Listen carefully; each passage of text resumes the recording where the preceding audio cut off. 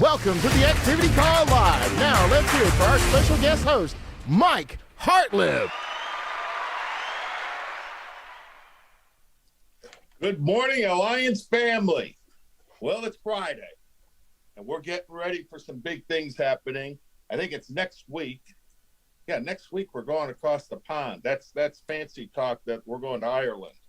So, yeah, we're going across the pond, and we're going to spend 7 days, I think, in Ireland with the top leaders. And it's all you got to do is earn it. All it takes is what we're going to talk about today to be able to go to New Zealand. All right. That's our next trip, I think. Anyhow, I've got a special guest on the call today. Why is she special? Because she's taking time out of her day, because this is her run day. All right. This is Michelle Kolin. Okay. Say hi, Michelle. Hi. Hi, guys. So I chose Michelle because we wanted a young woman on here, because Michelle is very, very young. And then we wanted a middle-aged guy like myself on here. And easy there, Michelle. Easy. So we're going to talk about some things that I believe they're common, but they're overlooked. And they're really spelled out in this book right here, The 8 Steps by Andy Albright. I believe most of us are doing this now. Why do I say that most of us are doing it now? Because the company's growing. All I hear about is app count. All I hear is about premium, how we're growing. But can we grow more? So if you're not growing, if you aren't growing, I would look at this. I need this call more than you need it. Trust me, okay? Because it's reminding me of the things that I'm forgetting to do. So let's just dive into this real quickly. I just want to talk about each step and how we relate it here. And then I want Michelle to put her spin on it, because you're going to have a middle-aged guy and then a young person. So step 1 is personal use. So be it that you're rich, you're green, you're white, you're young, you're old, we're all headed in the same direction. We're all going to die someday. And we just don't know when. And we're not promised tomorrow. So knowing that, why aren't we planning for it today? By the way, any reason you give yourself for not getting your own personal policy today will be the same lame-ass reason what you'll accept from your customers why they can't get it. Well, I ain't going to die anytime soon. Okay. You ain't promised tomorrow. Oh, I can't afford it right now. Okay. So those are some pretty lame reasons why people don't get them. And another thing about this personal use policy, whatever number that you get your policy on, let's say you get a $30 a month policy and you're making that work, that's going to be a strain for you. We need to find a way to help you increase that, because right now that's your cap. So a $30 a month policy, you're going to think nobody can afford a $50 a month policy or an $83 a month policy. Step 1 is step 1, not because we need your premium, because we need you to understand that when you get through this obstacle, you will help other people get through their obstacle. Michelle, how young are you today? I'm 27. You did step 1, didn't you? Yeah, my first policy was a $20 forcer's policy a couple years ago. Okay. And why did you get that policy? Well, so when I came into the business, I feel like I didn't fully understand too much about insurance.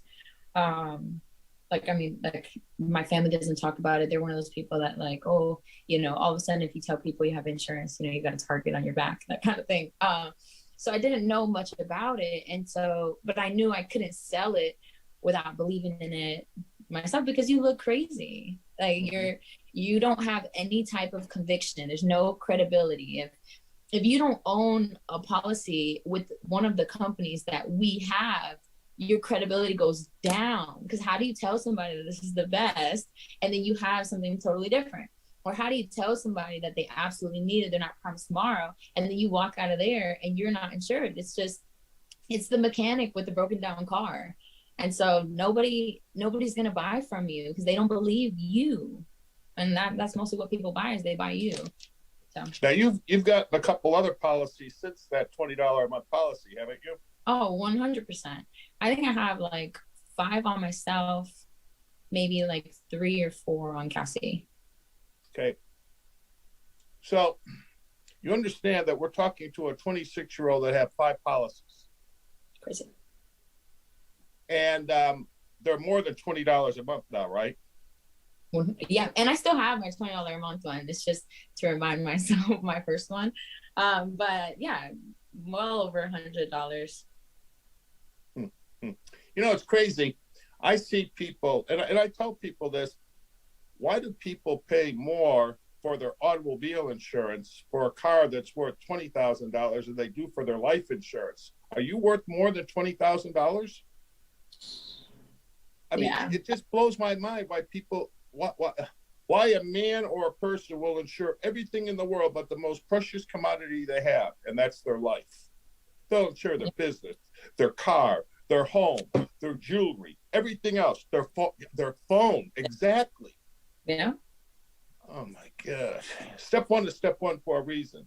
Whatever reason, what can you tell these people to help them get step one done? Here's what I say. Okay, please don't make us, like, it will be such an embarrassing phone call. Like, please don't make us have to call your family and tell them that you did not get the insurance that you were selling. That would be, I mean, like, that kind of call, like, I just try to imagine, like, if my mom got a call that I had passed away and she's looking through all of my stuff and does not find a policy, that would just be, like, heart-wrenching. Like, how did you not own what you sell? That, and, like, I just don't even think you can properly help people without having it on yourself. So please don't make us have to be that call to your family. See, you're 100% right on that, Michelle. And here's the crazy thing. This business is simple. Here's the part that's hard. People don't do this. Right here. Right here. And so it's all up here. So for this girl here, 26, that have these many policies, we said this on our last call, success leaves clues. Here's a clue.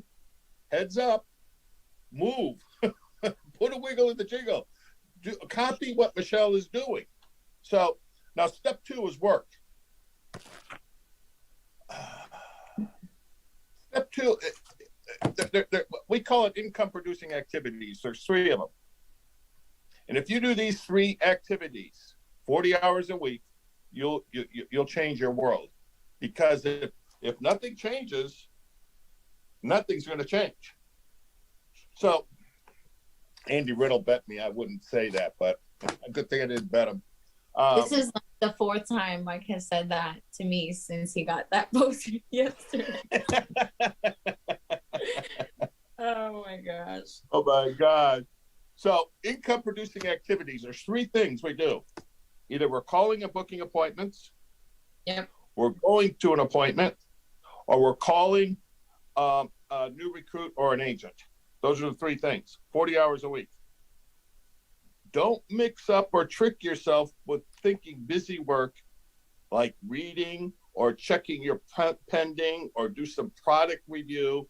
That's work. That's not work. You don't get paid for that. If you keep track of your time on your income producing activity, it will change your world. Like Michelle, I can't, if I go into Michelle's office, or if I try to call Michelle while she's dialing for appointments, guess what? She's going to kick me out. I gotta go, my friend.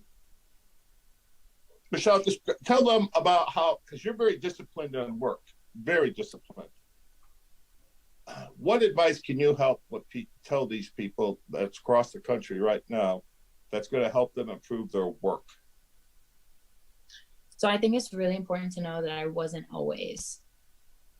not always disciplined in the work. Now, when I started, I was a headache. If you don't think you are, ask whomever you're talking to. Often, like, I was Mike's headache because I thought those things were work, and those things lead to frustrations. And then when you're not seeing results, you get like that's what leads people to quit, is when they're doing a lot of things and they feel like they're working really, really hard and they're not moving.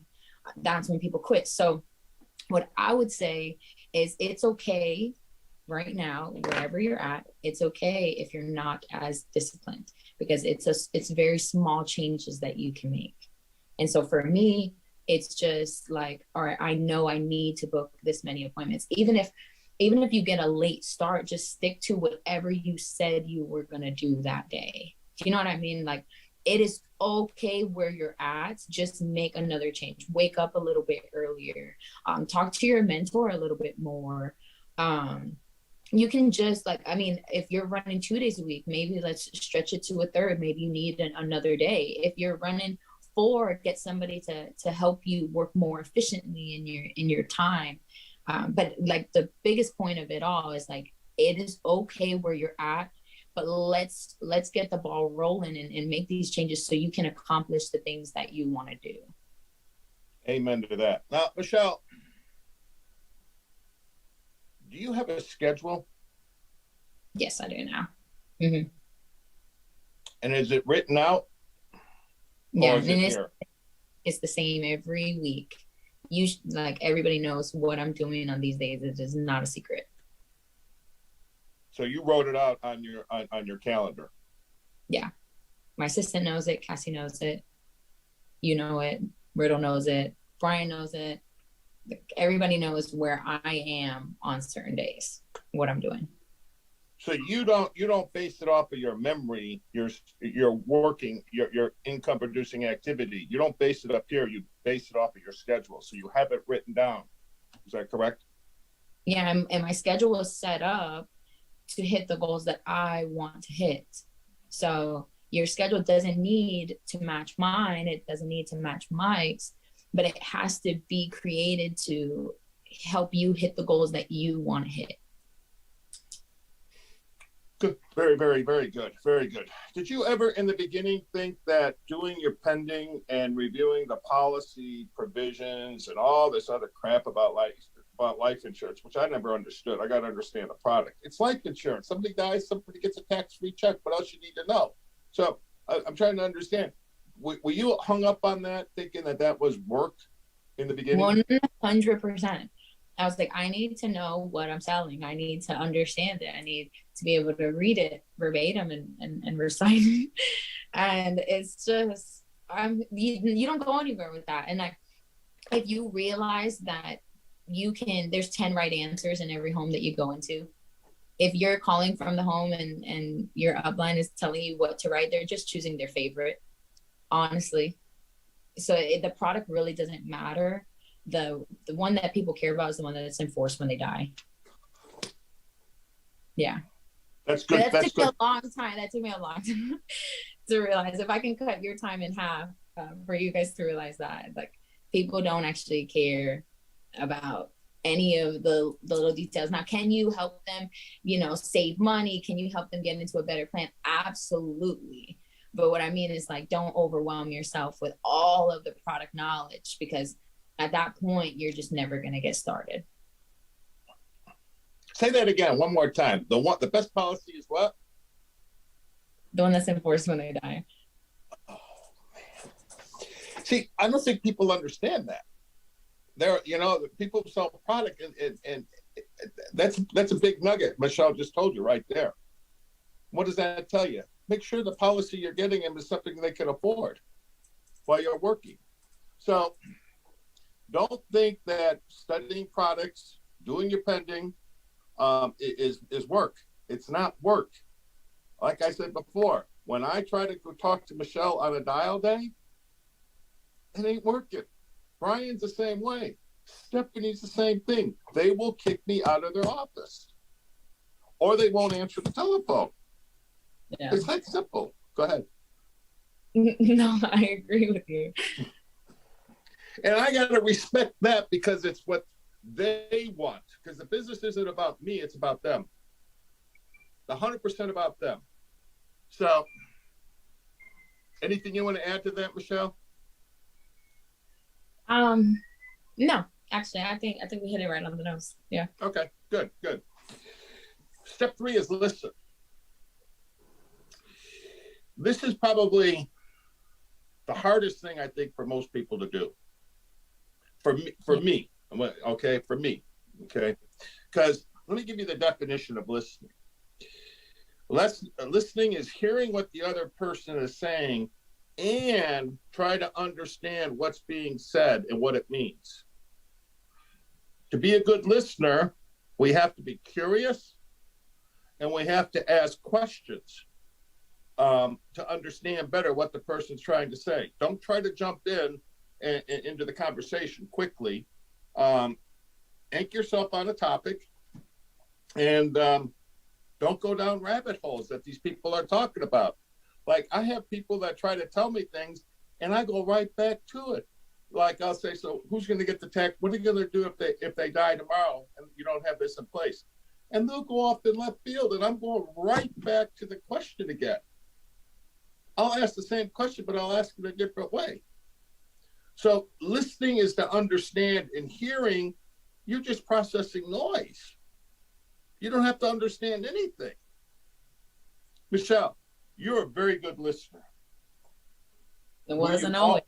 It wasn't always. That wasn't always. How did that get better for you? You know, it's so crazy. I was listening to this Ed Milet thing this morning, and I swore if you would have asked me before I listened to the podcast earlier if I was a good listener, I would have said yeah. And then I'm listening to the podcast, and he's talking about active listening, and he's saying that when you ad lib, which I do a lot, like okay, that makes sense. Yeah, I do a lot of that. And when you do that, I guess it implies that to rush somebody. So that way you can start saying whatever you want to say. I was like, oh my gosh, I'm still not a great listener. And it's just like, but it's okay, right? Because if you do, like, so this is just one. And so we talked about 3 of them. So if you rate yourself out of 10, on some of them you're in the 5 scale, or you're in the 6 scale, or some of them you're a 10, it's going to all balance out. You still can be successful not being completely perfect, because nobody is, you know what I mean? But when I think about listen, I mostly think about the people who are poor. I wasn't so much thinking about the clients. You're going to help a lot more people if you actively listen to what they're saying 100%. It's going to help you ask better questions, those kinds of things. But when I'm talking about being successful, I was more so right when we started talking about thinking about, you know, when you're talking to me, or when Riddle's talking to me, or when Albright's talking to me, it's like listening to them. And I think in the beginning, for new agents, especially when I was getting started, you have so many voices, and it's just like, who do you listen to? Like, some people will say listen to people with rings. Some people will say listen to only people talking on stage, listen to results. And it gets really, like, sometimes you gravitate toward new people. Like, new people go to new people and they get wrong information sometimes. Do you know what I mean? Like, because it feels so friendly and stuff. And so what I would say is just be mindful of the people that you're listening to. And then when they are listening to you, act and ask and seek clarification. That's another thing that I've always struggled with, is like not clarifying exactly what they're asking of me and those kinds of things. So I'm just working to get better at that now. That was a good, very, very good point, because asking a follow-up. So if I understand you correctly, you said this right. Is what you want. Is that right? So active listening is a lifelong skill. And let me tell you something. In addition to helping you with your sales, it's going to help you with your relationships with other people, your coworkers. It takes effort. And you have to. I've always said this to people, and whether it's right or wrong, I'm going to say it here. People, for you to be interesting, you're going to have to be interested. You're going to have to be interested in the people you're talking to. And that's like, don't cut people off while they're talking, like Michelle. Like she was talking about. be interested in what they're saying. So you become interesting. And that's when people are going to start listening to what you have to say. It all kind of comes together after a little bit. So anything else you want to add about listening there, Michelle? Yeah, actually, on even listening, like as far as like, I don't know what you guys listen to when you're in the car, when you're going to appointments and that kinds of stuff. But I used to blast a couple songs and get myself in a really good mood. And I felt like up until recently, the songs only help but so much. And so like now I'm realizing that this business is all mental.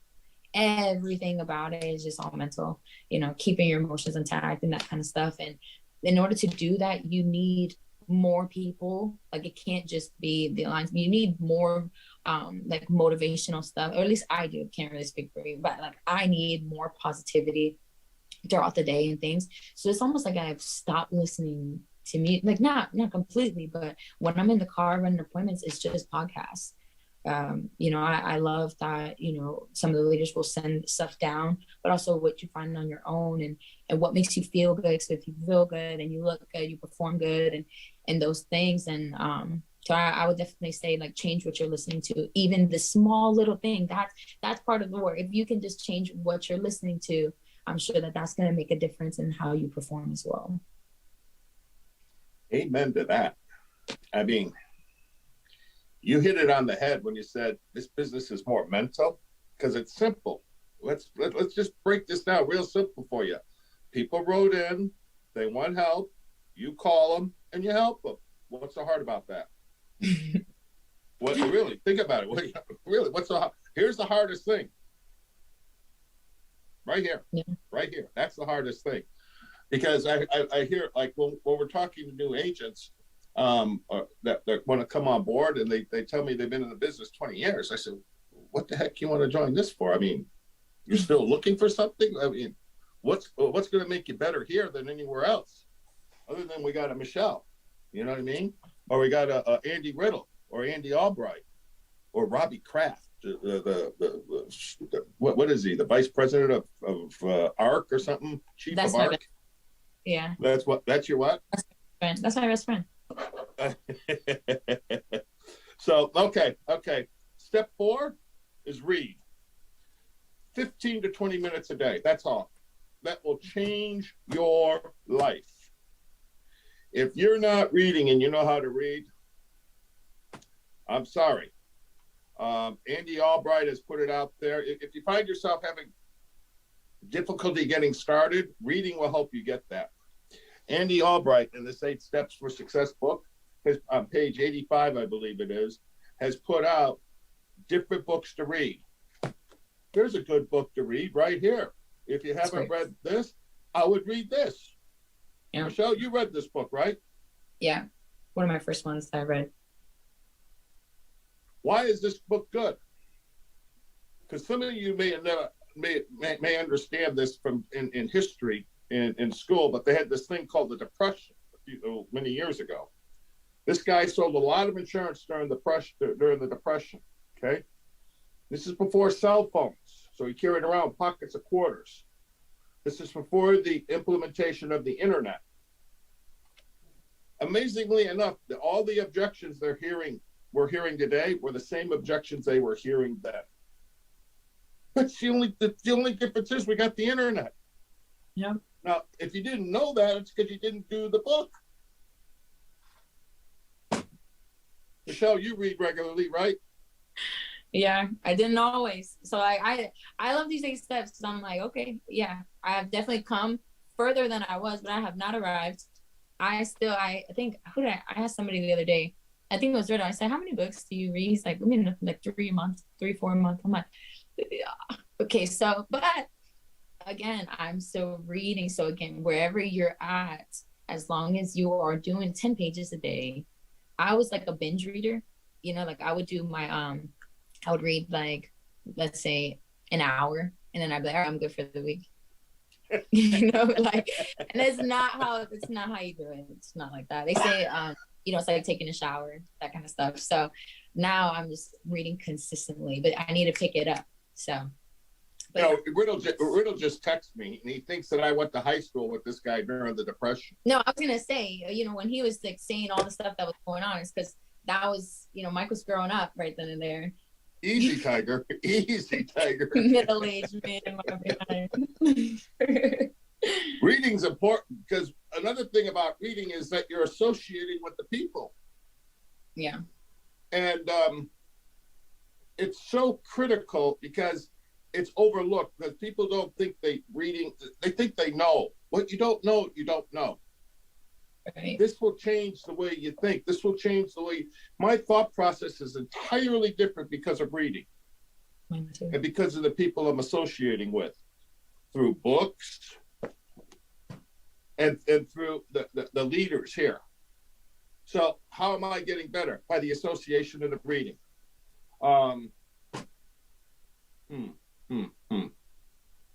So you're reading regularly now, Michelle, right? Yes. Do you ask people what books to read, or do you just pick up a book you think you need? I have a list of like 5 or 6 that I need to next. So I'm definitely asking. For me, my love language is affirmations. And so a lot of the books that I'm reading is all to grow this part of me. Just back even to that podcast from earlier, it's like belief in your business, belief in yourself is just going to change everything about you. And so like, I need that constantly. And so that's more so of the books that I read, is just to grow me as a person, grow me as a partner, grow me as a friend. And in turn, it's going to grow my business. Remember now, success leaves clues. She's leaving clues for all of you, me, myself included. Okay? Don't think that I've arrived. Oh, hell no. All right. Step 5, attend all meetings. Congratulations being on this call. But attend all meetings is in addition to the calls. It's going to the boot camps. It's going to the op meetings. It's going to the edge. If you haven't signed up, sign up. It blows my mind that we're trying to tell people how to change their lives, and we have to arm wrestle them or bribe them to go to these different events. Like Andy Albright, he's good and he's generous. You understand that you get points to go to New Zealand. How many points do we get to go to New Zealand, Michelle? Too many. How about that? They're like basically begging us to go. Yeah. Yeah. I mean, I don't understand this stuff. Why do we have to convince you to go? Why don't you want to go? Why don't you want to get better? Yeah. Oh, it's not convenient. Oh, shut the front door. Is it convenient for you, Michelle? No. But you know what's so crazy? So I was thinking about this attend all meetings thing. And like for me, meetings are even like dial sessions. I still, to this day, I don't dial by myself. I don't do it. And like in a meeting it doesn't have to be 10, 15 people. Like I will hop on a Zoom with just one other person. You know what I'm saying? Or just being in the office, hotspots. Like sometimes agents and I was there, so I know. Like I used to, even Cassie would be in my ear and she'd be like, again, you're going to another, Wednesday night and blah, blah, blah. They don't get it sometimes. You know what I'm saying? That one meeting that you miss is going to be that one little thing that could have just changed everything. And every time that you attend that hotspot, every time that you attend that dial session, every time that you attend anything with your team, you're going to be listening for a different part because you're in a different space than you were. So like the hotspots that I attend now, I'm listening. Before I was very much just like on the sales side, like just trying to listen for all those nuggets. And then something flipped, and now it's very much just building the business side. Like, and then the whole time I never even realized it's the whole thing. But for me, it was a gradual change. But I wouldn't have made those changes had I not been coming around. And in turn, when you come around, your income goes up. So it's just, yeah, because I mean, like if you look at, like if you think about Mike as here, right? And then, so it was Brian and Stephanie they were making over 100K already. And they, guess what? They were dialing together and they were chatting together and all that stuff. And all I wanted to do was infiltrate this little group right here. It's like, how can I get around them? How can I do that? And I just started, I mean, you couldn't have pried me off of their back, seriously. And it's no one, we became tighter. So your relationships are going to grow with the people that you surround yourself with, right? All those meetings, every time you go, you're going to make more friends. And then those friends are going to be able to lift you up when you're down, because you're going to be down. This is just the business, right? You're going to be down, but your friends will never let you get so down that you never come back, right? And then in addition, your income is going to go up and you learn more, and you're going to be able to help more people, not just your clients, but your agents too. And so it's just like, if you can get more, like if you can show up more, your team will show up more. They're going to miss less things because they know how important it is to you, right? And then it's just going to blow up like crazy. The view is sick. I'm so excited for the view. and I do like we forget sometimes that, like I was just talking to somebody, we forget that we earned those trips. So when you go, it's like, dang, everybody here like worked their tail off to get here, and we can talk about it, and then we can just talk about the grind of when we get back, you know? So yeah, like we're going to be gone like 2 weeks in April, right? Yeah. Ireland and the view. Ireland and the view. Like, some people don't get to do. Like, what's that? Ireland for a whole week, and on somebody else's dime. Like I did not ever think, so my family, they do these cruises and stuff, and like cruises are super cool. They're a one-stop shop. I love it. You don't have to worry about how you're getting home. All that stuff is awesome, right? But it comes out of their pocket. And so like when I talk about these trips, I'm like, I ain't paid for nothing. It's different. I don't care what anybody says. Like when me and Cassie arrived to the airport, we feel like celebrities. Everything about these trips, you're getting recorded, followed around like for social media and this and that. Like you feel like you've made it and you just want more of it every single time. Mm-hmm. It absolutely blows my mind why we have to try to beg people to go to this view. It's mind blowing. Here again, Michelle's leaving clues. If you haven't signed up, it's not going to be convenient. It's never convenient. It's not going to be easy. It's never easy. John Maxwell says if something is easy, you're probably going backwards. It has to be uphill. And it's kind of like most things are more rewarding when you got to sweat to get it. All right? It's like when you're at the gym. It's more rewarding when you finish working out. Brandon Beal knows this more than anybody. You finish working out and you sweated, you feel good about it. You feel like you've accomplished something. Bribe people to get better. I mean, how many of you went to college? Did they bribe you to go to college? This is only like $500. It's sick. Yeah. And did you get your money's worth in college? I got a degree. I got a mesh. I got a doctorate in partying. How do you get a doctorate about life? Oh, Lord have mercy. Anyhow. Ooh, my goodness. Attend all meetings. You didn't want to know me back then. Yeah, I was a tiger. Step 6, be teachable. Oh, boy. What's teachable mean to you, Michelle? I don't know. It's not Webster's definition or anything, but I would imagine it's like making changes very quickly is how teachable you are. Yeah. People change when they want to change. Okay. And if you change fast, it shows that you want a change fast. If you change slowly, that indicates you really don't want to change in your life. When I say a change, I mean, when you change fast, that means you want something to change in your life fast. Being teachable means you want something better. And a lot of people overestimate the power of a few words from a coach, but they really underestimate the power of ongoing coaching. Like, Like Andy Riddle continually coaches. If he just said one or two things to me, okay, big deal. But he's continually doing it. He's not letting up on coaching people. And he drives his happy butt from St. Augustine, Florida to Tampa regularly. I went up there this week because I wanted some coaching outside of what he does here. He was here. He was in your new office, right, Michelle? Mm-hmm. Yeah, he was here. Did he drop some nuggets on you guys there?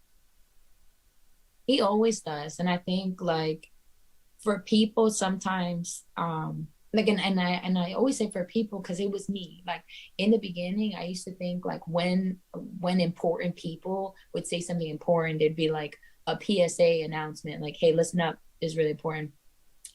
And then, you know, input statement, right? But it's not like that. When you are around people that have stuff that you want, right? Like, I just want, like, it's not the money. I want the lifestyle. I want the ease. I want those things. I want the peace of mind. I want the financial freedom. I want the FU money. Like, those are things that I want. And so it has nothing to, it's what he's saying, but it's what I'm paying attention to now. So just his presence and the way that he carries himself, those are things that you want to watch like a hawk. You know what I mean? It's not even if he's not like saying the actual nuggets, it's just what he's doing and how he's treating other agents. Those are the nuggets that sometimes are so overlooked. And I think when you're talking about being teachable and being coachable, yeah, it's asking questions, right? Like, you know, to whatever you want to get better at. But it's also, as a coach, you're seeing where they're struggling too. But you said it, like people can only change if they want to change. So it's like sometimes your coach knows exactly how to coach you, but can't actually coach you until you lean in and you want it. Does that, like, I feel like I got more coaching the minute that I opened up my heart and my mind to asking for it. So if you want the coaching, trust me, it's there. You just have to ask. You know, it's funny because I've been here for a while, and you've been here for a while now. You're no rookie, but you haven't been here all that long. And when we're talking to Riddle at these various meetings, or you talk to you hear these other leaders talk, are they saying anything different than what you've heard in the past? No. So what I do now, I'm watching, like you said, I'm watching his mannerisms, how he's communicating it to other people rather than what he's saying, because he's saying the same thing. Right. Like if Leventovich comes into Tampa, I'm going to listen to him differently than I will listen to Andy Riddle, because I'm going to hear something said differently than the way Andy Riddle says it. And maybe, just maybe, Leventovich will hit a nerve with me with what he said that I didn't understand in the past. Does that sound about right? Yes. And I think too, like, just on the coachable and the teachable, I used to have the worst habit of saying, I know. And I'll never forget. I felt so humbled. I was talking to Brian one time and I had asked him a question and I said something and he went to answer. I was like, I know. And he just got so quiet, man. And he was like, Michelle, I'm gonna tell you something because I love you. I'm like, okay, well, like, you know, he said that right there, those words, I know, is so disrespectful. What? He said, because if you knew, you wasted my time to ask. And if you don't know, you're saying you know so I can stop talking. And I was like, oh my gosh. I have legit never said that ever again when being coached. And it used to be, and I watch some of my friends do it when you're saying, like when they're talking to other people, like, oh, I know. I'm like, man, they don't know. You know, this girl in just a little way. So if you're getting coaching and you just think that you know, I bet you that you don't. We might want to take that out of there. Here's another word that I used to say, I try not to, but I might. The word but. But. Okay. you know? But what are you, a billy goat? As Andy Albright would say, are you a billy goat? But what? Button heads. Because all I'm doing is I'm second guessing what you're telling me when I say but. It's a condescending remark to the person that's coaching you that you're getting advice from. So I guess that means we're not listening. And it all comes back. Everything's full circle. So be teachable. Anything else you want to add about being teachable? No, I mean, we all just want you to be successful. The formula's there. You don't have to rewrite anything, reinvent the wheel. It's just plug in. And if you want the coaching's there, and you will get the results after, for sure. Okay. Step 7, and being accountable. In simple terms, it just means do what you say you're going to do. It's that simple. And mean what you're saying. See, I believe accountability is a character issue.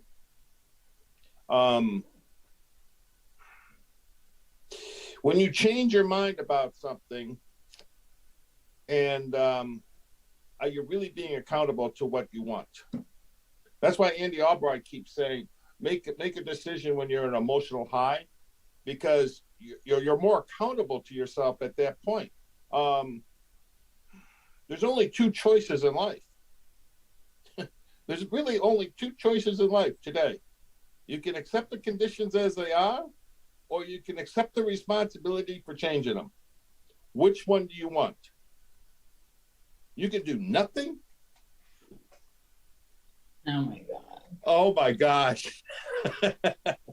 You have to say it. You have to say it. No. I said it once, and that was enough, because Riddle was going to bet me, and I told him I wouldn't bet him, and I came out. So I'm just going to point. That's not saying anything. So, I mean, you got to do something. You got to make it happen. Accept the responsibility and make it work. Michelle, add to that being accountable. You're very accountable, by the way, young lady. Very accountable. Thank you very much. Thank you. And I think it's because other people have held me accountable. Like, I could not do it by myself.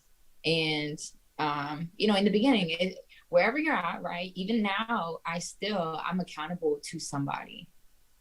And so it's either like, I don't want to let myself down. Yeah, but I definitely don't want to let them down either. Right. Me not showing up is a disappointment to my team. It's a disappointment to our team. And it's just bad for business. So like, as long as if I can remain accountable to me, and I could be another accountability partner to somebody else, you know what I mean? Like, it's just going to a rising tide raise all ships. Like, I want to be an anchor for people, and because other people have been anchors for me. And you need it for, like, again, like, it's all mental. So if you don't have anybody that's holding you grounded, you are going to lose your mind. And I feel like it's okay. It's like, it's this, right? But it's because you're condensing all of those years. Like I said it before, the age gap between Mike and I, right? It's what, 5 years? No, I'm just kidding. It's 40 years. And so that gap right there is, I'm trying to condense it. And so when you condense all those emotions, it's going to be like this. I'm condensing that all that time. So you need people to hold you accountable, to keep your mind right, to keep your business just slowly moving forward, so that way you can get there a lot quicker. Amen to that. One of the things you said is, like, the people you associate with, Brian and Stephanie and the leaders here, when you start working together with them because you guys are communicating more effectively and you're listening to one another, you guys hold each other accountable, not by what you're saying, but by your actions. So, right. Like, if Brian books 25 appointments, Michelle's not going to be happy with 20. She's not. She's got that competitive juice in her. And the same thing with Stephanie. They don't like, while they love one another, they are very competitive with one another. They don't like losing to one another. And that's a tricky mix. And that's a mix that makes these 3 people deadly. That's why they're going to Ireland. Go ahead. Yeah. And I think also it's within our group, right? If you're talking about, because we're all just so local, but I think the Riddle team in general, the Alliance in general, you see people just having success. Like when we get on those team calls and you see Terry and Tia and Mia, and like you just see them, like Kathy, like these people are killing it. And it's like, okay, they're holding us to, this is the pace now. Pick it up or get lost. You know what I mean? And so like they don't even know that they're holding us accountable. They don't know, like Olga and Jason, even Marnie, Sabrina, they are holding us to a higher standard. The Alliance is growing at such a fast rate and we all want to be a part of it. So that's holding us accountable. The meetings, when you see the same people at the meetings, right? It's like, you made it. That's accountability too. And like, I mean, it's just really, really cool. The tight-knit group that we are. And the friends that you create and the relationship that you can build for more people to be that accountability partner for yourself. It's crazy because as I started out, I think accountable is a character issue. You're accountable for everything. And if you're not, then I'm not sure why you're in this business. I'm not sure. Maybe a Chick-fil-A is looking to hire somebody.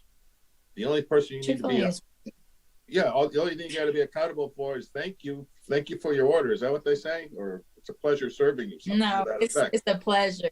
Always a pleasure. Oh, it's a pleasure. It's a pleasure. Yeah. So that's the only thing you got to be accountable for.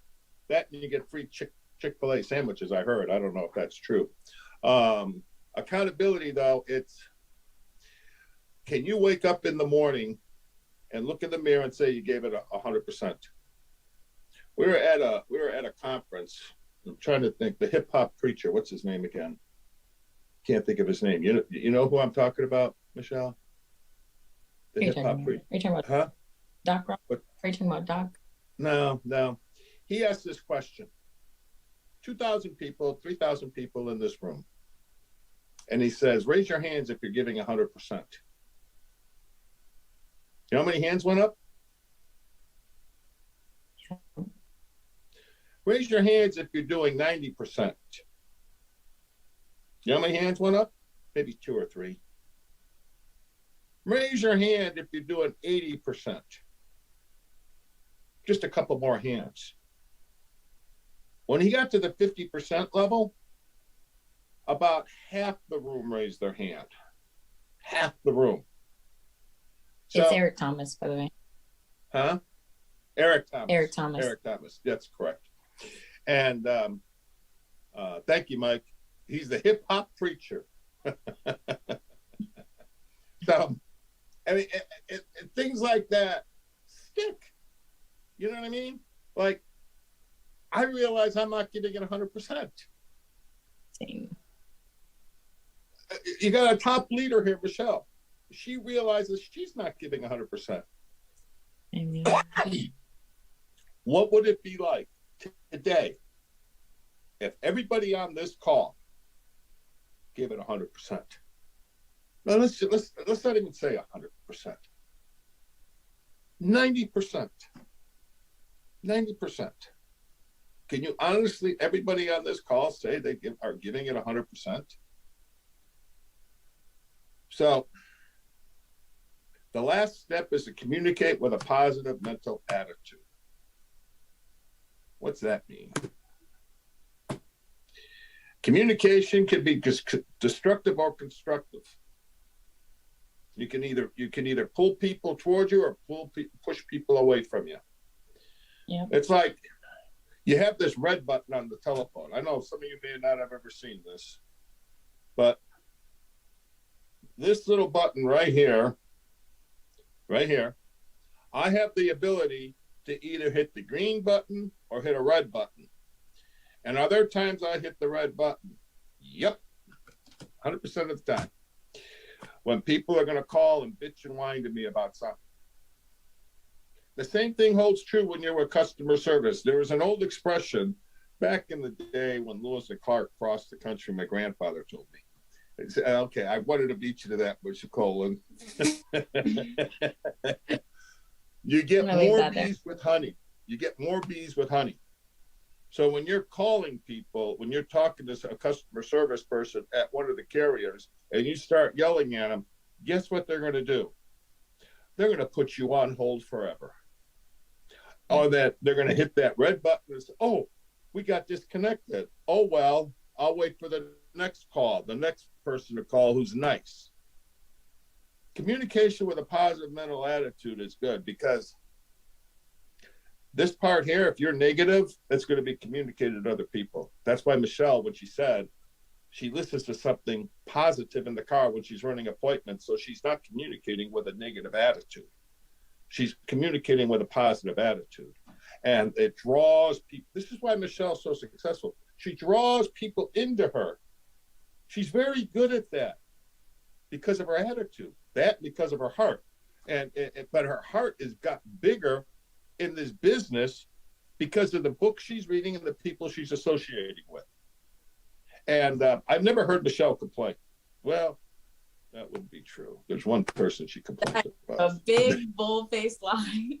Yeah, I changed that. I changed it. There is one. There is one. I remember that one. But that was I'm gonna be in agreement with that one. What can you add to positive communication?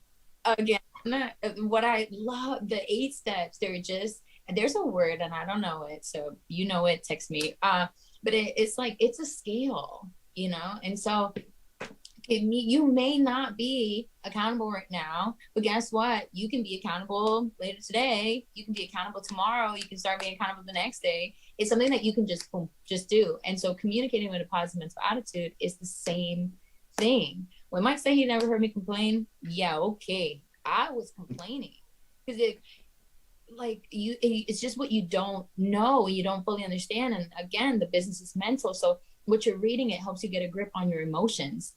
And the people you talk to here, I don't come from a place where they don't complain about money or they don't complain about little things. So naturally you come into this space, you complain about little things, you complain about this, and then you're around these leaders that nothing phases them.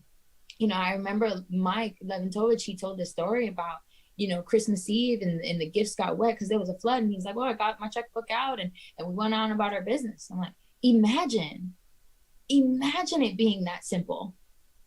And it's like, if I can take just even a piece of that and just start applying it to me. So I complain less. Oh, that's for certain, you know, but it's keeping this balance. If you are actively working on all of these things, it's really, really hard to not communicate with a positive mental attitude.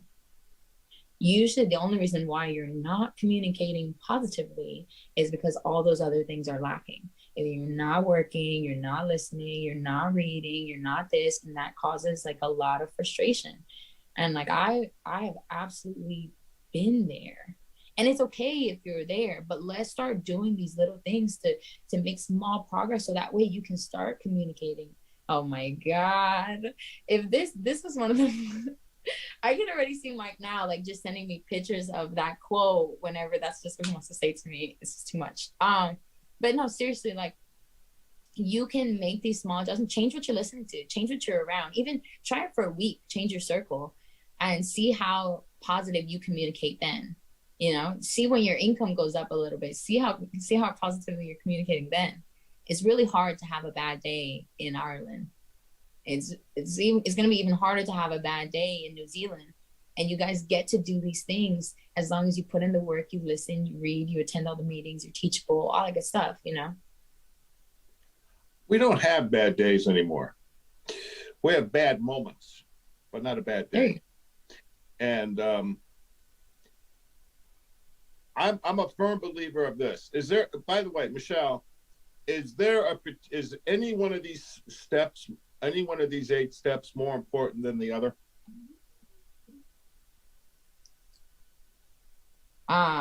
Probably not.